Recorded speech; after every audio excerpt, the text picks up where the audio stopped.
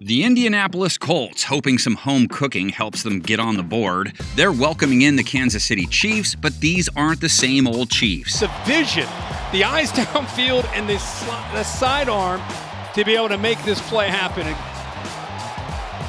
does it so often. No cheetah, no deep ball, no problem. Colts will be dealing with an especially multi-dimensional version of Patrick Mahomes. He isn't used to 6.7 yards per attempt. You wouldn't know it watching him versus LA, though. A little bit of a screen, cuts back inside, does Edwards-HELAIRE, and is close to a first down. Plenty of KC fans warned everyone. No Tyreek may make the bath bomb king an even better QB.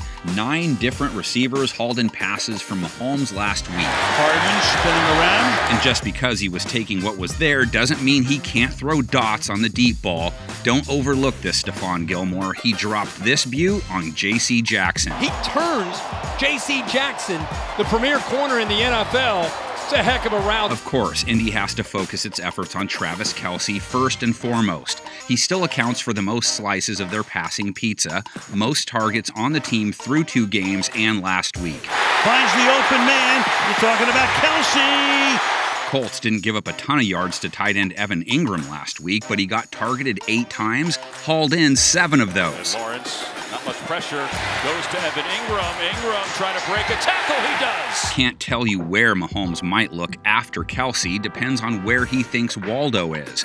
No individual player had a horrible game for Indy in week 2. Collectively, though, Trevor Lawrence hung a fat stat line up against them.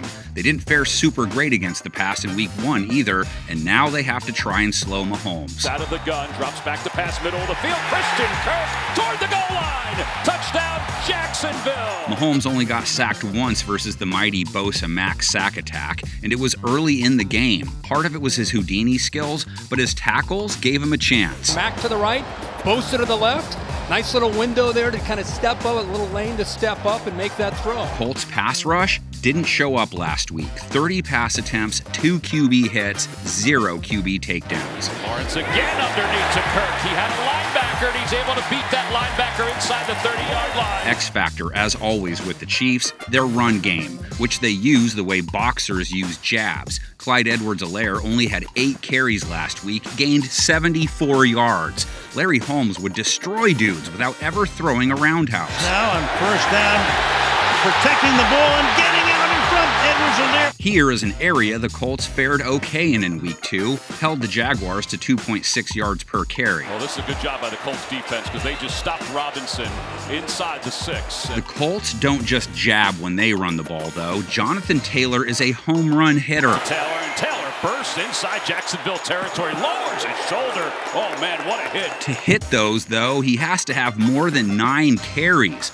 You can almost guarantee that won't happen again. Oh no, KC, since when have you been able to stop a back? Okay, Austin Eckler may not be a JT. Maybe he's more like Lance Bass. I don't know. I don't know anything about NSYNC. But KC faced 24 Chargers runs, just 3.1 yards per carry allowed, didn't give up a single 10-plus yard run.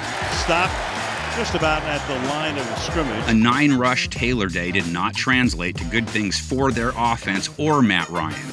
There was a worry with Indy. Do you have enough wideouts outside of Michael Pittman Jr.?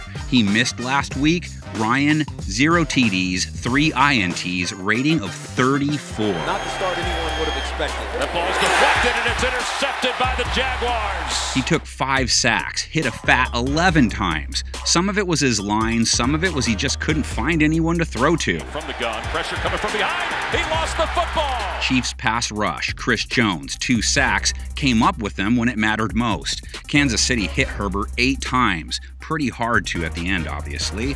Ryan will have to be wary. Look out, nearly a safety, and Chris Jones is there. Chiefs pass defense gave up a 100-plus rating or right near it to the starting QBs in both games now.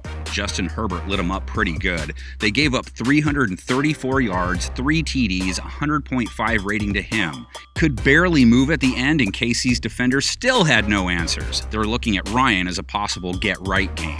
Herbert is Unbelievable. Who might Ryan want to pick on? The KC DB with the red and white hat on last week, L'Jarius Sneed. I mean, I guess he wears one all the time, but last week it was the Waldo kind. Next Gen Stats said he gave up 8 receptions on 9 targets, 98 yards, and a touchdown. To the end zone he goes, and can he one-handed in the end zone to Mike Williams?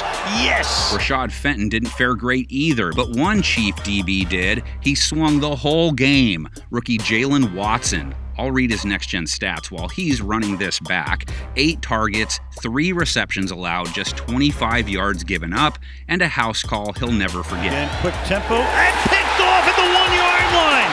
That is Watson. So, how you see this one playing out, I'm betting this is a LeBron pregame ritual type prediction screen that's coming up, but maybe the comment section will have a little more variety.